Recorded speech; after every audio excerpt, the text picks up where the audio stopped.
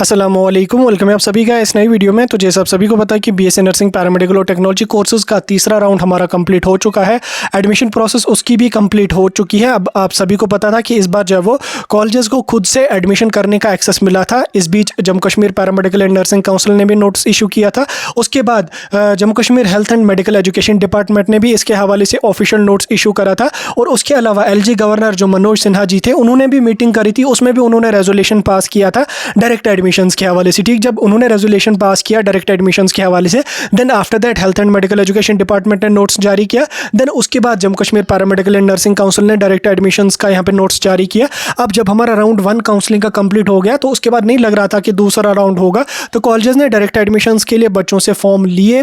Then उसके बाद हमारा दूसरा राउंड काउंसलिंग का हुआ, तीसरा राउंड काउंसलिंग का हुआ, और चौथा राउंड काउंसलिंग होने के ज़्यादा चांसेस है नहीं, क्योंकि 30 तारीख एडमिशंस की लास्ट डेट है। 12 दिनों में चौथा राउंड करना पॉसिबल है नहीं, और सीटें भी उतनी ज़्यादा बची नहीं है। कुछ कॉलेजेस में 8-8 सीटें बची हैं, कुछ कॉलेजेस में 10-15 सीट्स बची हैं, कुछ में 20 भी सीटें बची होंगी, लेकिन सीट्स वैकेंट हैं। ठीक, अब जब कल बच्चे कॉलेज में चले गए थे डायरेक्ट एडमिशन के लिए, तो कॉलेज वालों ने उनको जो है वो एडमिशन करने से बिल्कुल मना कर दिया। उन्होंने कहा कि हम आपको डायरेक्ट एडमिशन नहीं देंगे, क्योंकि हमें बोपी ने कोई भी परमिशन वगैरह या कोई भी सर्कुलर इसके हवाले से नहीं निकाला है। अब देखिए, बोपी का तो काम नहीं है एक्सेस देना। बोपी तो जस्ट एक कंडक्टिंग बॉडी है, जिसका काम है एंट्रेंस कंडक्ट करना, काउंसलिंग करना और एडमिशंस दे देना। उसका काम उतना ही है। परमिशन देना जो वो जम्मू कश्मीर की जो गवर्नमेंट है उनका है, या जो हमारा सबसे इंपॉर्टेंट जो परमिशन इनको देता है वो देता है Jammu Kashmir paramedical and nursing council या health and medical education department. ठीक, इनका काम होता है डायरेक्ट एडमिशंस का एक्सेस देना, या जो भी एडमिशंस की प्रोसेस में चेंज वगैरह करनी होगी। क्योंकि अभी भी अगर आप देख लोगे, जम्मू कश्मीर के जो हमारे नर्सिंग के कॉलेजेस हैं वो जम्मू कश्मीर नर्सिंग काउंसिल के अप्रूव्ड हैं। ठीक, कुछ ही कॉलेजेस इंडियन नर्सिंग काउंसिल के अप्रूव्ड है। मैक्सिमम कॉलेज है वो जम्मू कश्मीर नर्सिंग काउंसिल से अप्रूव्ड है, क्योंकि आर्टिकल 370 की वजह से सेंट्रल के रूल्स रेगुलेशंस यहाँ पे इंप्लीमेंट नहीं होते थे। बहरहाल अब उसमें अमेंडमेंट्स भी लाए गए, आर्टिकल 370 भी खत्म हो गया, उस पर मैं बात नहीं करूंगा।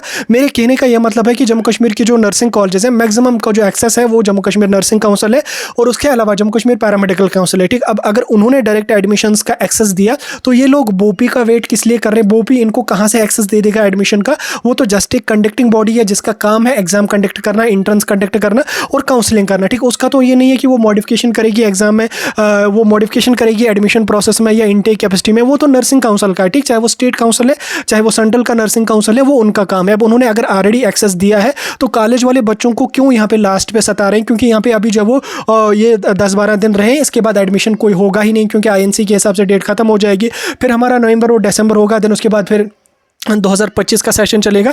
अब जो बच्चा जो वो जिस बच्चे का 25 के बिलो स्कोर था, अनफॉर्चुनेटली उसका आ गया स्कोर, अब उसमें मार तो नहीं सकते उसको, या कोई बच्चा किसी भी प्रॉब्लम की वजह से एग्जाम ना दे पाया, या उसने फॉर्म नहीं भरा, कोई भी इशू हो सकता है, बहुत सारे इश्यूज होते हैं, हेल्थ इश्यूज हो सकते हैं, फैमिली इश्यूज हो सकते हैं, या कोई भी इशू हो सकता है। अब उसका ये मतलब नहीं है कि उस बच्चे को ईयर वेस्ट हो जाए। ठीक, क्योंकि अगर इनको एक्सेस मिला है एडमिशंस का, डायरेक्ट एडमिशंस का, अगर इनके पास 2 ही सीट्स वैकेंट है, तो ये लोग क्यों नहीं देंगे उनका डायरेक्ट एडमिशंस के थ्रू एडमिशन? ठीक, ये तो अब अगर इनको एक्सेस नहीं मिला होता फिर तो अलग बात थी, फिर तो ये उसमें नहीं करते कि वो खुद से दे देते एडमिशन। लेकिन अगर एक्सेस मिला है एडमिशन का, तो कॉलेज वाले खुद से एडमिशन क्यों नहीं दे रहे हैं बच्चों को? कई सारे बच्चों का ये कहना है कि ये लोग जो वो खुद से अपने रिलेटिव्स वगैरह जो इनके जान पहचान वाले होंगे उनको ये एडमिशन देंगे। इसमें कोई शक नहीं है, ये चलता है हर जगह। ठीक, आप देखो गवर्नमेंट कॉलेजेस में भी थोड़ी थोड़ी सीटें बची होंगी, लेकिन उनमें किसी बच्चे को डायरेक्ट एडमिशन के थ्रू एडमिशन ये लोग नहीं करेंगे। वहाँ के जो खुद चेले चमचे होंगे उनके मेडिकल कॉलेजेस के, वो अपने जो भी उनके होंगे वो उनको एडमिशन कर लेंगे डायरेक्ट एडमिशन के थ्रू। ये आप मेरे से लिख के ले लो, और देखना भी हर कॉलेज में 4-4, 5-5 सीटें बची होंगी, चाहे पैरामेडिकल हो चाहे नर्सिंग में 2-2, 3-3, लेकिन बची होंगी सीट्स। उसमें वो अपने चेले चमचों को जब वो एडमिशन करवा लेंगे, जो भी उनके अपने हैं। ठीक, क्योंकि वो कश्मीरी में कहते हैं ना कि कोशुर अगर जहान मसमस्ते गए तैती ये तस न सूर करते मसीनी ती तस सुकून तैती कहीं। वही बात है, जब तक ना ये लोग गड़बड़ी करेंगे इनको तब तक सुकून नहीं आएगा। सेम यहाँ पे अब प्राइवेट कॉलेज वाले भी वैसा ही कर रहे हैं, यहाँ पे वैसा ही हमें देखने को मिल रहा है। क्योंकि अगर इन्होंने पहले राउंड के बाद डायरेक्ट एडमिशंस के फॉर्म लिए थे, अब ये लोग डायरेक्ट एडमिशंस क्यों नहीं दे रहे? अगर जम्मू के प्राइवेट कॉलेजेस डायरेक्ट एडमिशंस, बहुत सारे कॉलेजेस ने जो वो फॉर्म निकाले थे डायरेक्ट एडमिशंस के, तो आप उनको अगर एक्सेस मिला है, तो तुम लोगों को एक्सेस किस बात का नहीं मिला है? ठीक, उनको भी वही काउंसिल जब वो उनको भी जब वो वही काउंसिल के अंडर वो भी आते, और जम्मू कश्मीर के कॉलेजेस भी उसी काउंसिल के अंडर आते। अब ऐसा नहीं होना चाहिए कि आप लोग जब वो प्राइवेट कॉलेजेस में भी अपने चेले चमचों को, अपने जो रिलेटिव्स वगैरह होंगे, आप उन्हीं को एडमिशंस दे दोगे, चाहे सीटें 5 होंगी चाहे सीटें 10 होंगी, आप अपनों को दे दोगे। या ऐसा भी नहीं होना चाहिए चाहिए कि आप एक्स्ट्रा फ़ी मांग लोगे उनसे, हाँ हम तुम्हें सीट दे देंगे, हमें 20,000 30,000 एक्स्ट्रा दे दो, क्योंकि जो भी एडमिशन्स वो कॉलेजेस में वगैरह करवाते हैं एडमिशन का सेक्शन, ऐसा भी नहीं होना चाहिए। मैं नहीं कह रहा हूँ कि ऐसा हो रहा है, मैं कह रहा हूँ ऐसा नहीं होना चाहिए कि आप एक्स्ट्रा फ़ी मांग लोगे बच्चों से, और जो एक्स्ट्रा फ़ी अफोर्ड कर पाएंगे, जो आपको 1 लाख फ़ी के बदले 1.5 लाख फ़ी देंगे, आप उन्हीं को एडमिशन देंगे। ऐसा नहीं होना चाहिए। अगर इन केस ऐसा हो गया तो आपको याद रखना चाहिए कि जो है अभी गवर्नमेंट बन चुकी है, अभी जो वो कश्मीर में, जम्मू कश्मीर में गवर्नमेंट बन चुकी है। अगर ऐसा इशू हुआ तो स्टूडेंट्स का फिर आप देख लेना, वो फिर जो वो चीफ मिनिस्टर तक इशू जाएगा, फिर आप लोग देखना और आपका कॉलेज देखेगा अगर ऐसा इशू हुआ। हाँ, आपके पास जितनी भी सीट्स हैं, आपके पास 4 सीट्स हैं, आपके पास 5 सीट्स हैं, आपके पास 10 सीट्स हैं, आपने अगर ऑलरेडी फॉर्म लेके रखे हैं तो जिस हिसाब से आपने उनका मेरिट बनाया, आप उन्हीं बच्चों को एडमिशन दे दो। अगर वो विलिंग है एडमिशन के लिए दे दो, अगर नहीं है तो नए फॉर्म एक्सेप्ट कर लो, दे दो उन बच्चों को एडमिशन। या अगर आपने डायरेक्ट एडमिशन के फॉर्म लिए ही नहीं है तो नोट्स जारी कर लो, या कुछ भी कहीं से भी इन्फॉर्म कर लो, या बच्चे खुद से आपको अप्रोच कर रहे हैं एडमिशन्स के लिए कि हमें एडमिशन दे दो। बाहर आप देख लो, चंडीगढ़ पंजाब में या बाहर के स्टेट्स में को प्राइवेट कॉलेज वाले मिन्नतें करते हैं बच्चों को कि आप एडमिशन्स हमारे कॉलेज में कर लो।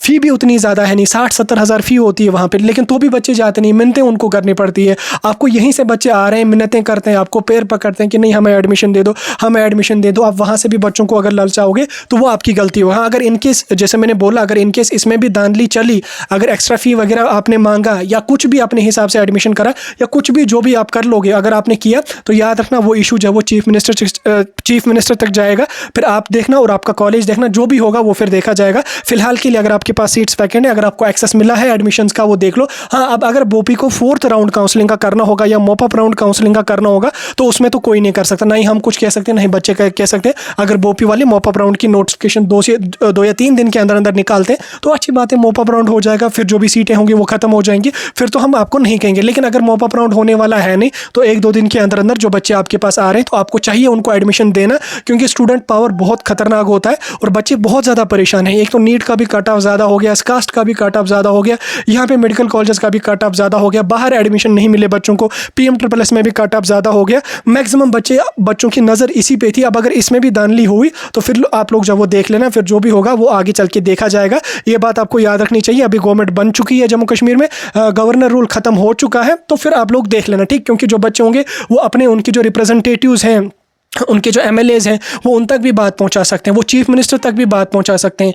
आज बात को पहुंचाना उतना कोई बड़ा मसला नहीं है, जस्ट वो ट्वीट कर लेंगे, 20 बच्चे 30 बच्चे ट्वीट कर लेंगे, उमर अब्दुल्ला को उसमें जो वो टैग कर लेंगे तो वो फिर खुद उस मसले को देखेगी, गवर्नमेंट खुद उस मसले को देखेगी, वो फिर आप देख लो और आपका काम देखा जाएगा। बहरहाल आगे चल के अगर हम एडमिशन के बारे में कोई इन्फॉर्मेशन मिली मैं आप तक ज़रूर पहुँचाने की कोशिश करूँगा। फिलहाल इस बारे में बहुत सारे बच्चों ने हमें कॉल की, बहुत सारे बच्चों ने मैसेज करी, तो मैंने इसके बारे में जो वीडियो डाल के इन्फॉर्म करा। वीडियो मैंने इसलिए डाला क्योंकि बहुत सारे प्राइवेट कॉलेजेस के जो भी हैं स्टाफ वगैरह जो है वो हमारे टेलीग्राम और व्हाट्सएप ग्रुप्स में जुड़े हैं, वो वीडियोस वगैरह देखते हैं, तो उन तक भी इन्फॉर्मेशन पहुंचनी चाहिए। बहरहाल बाकी जो होगा वो आप तक जो हम पहुंचाने की पूरी कोशिश कर लेंगे।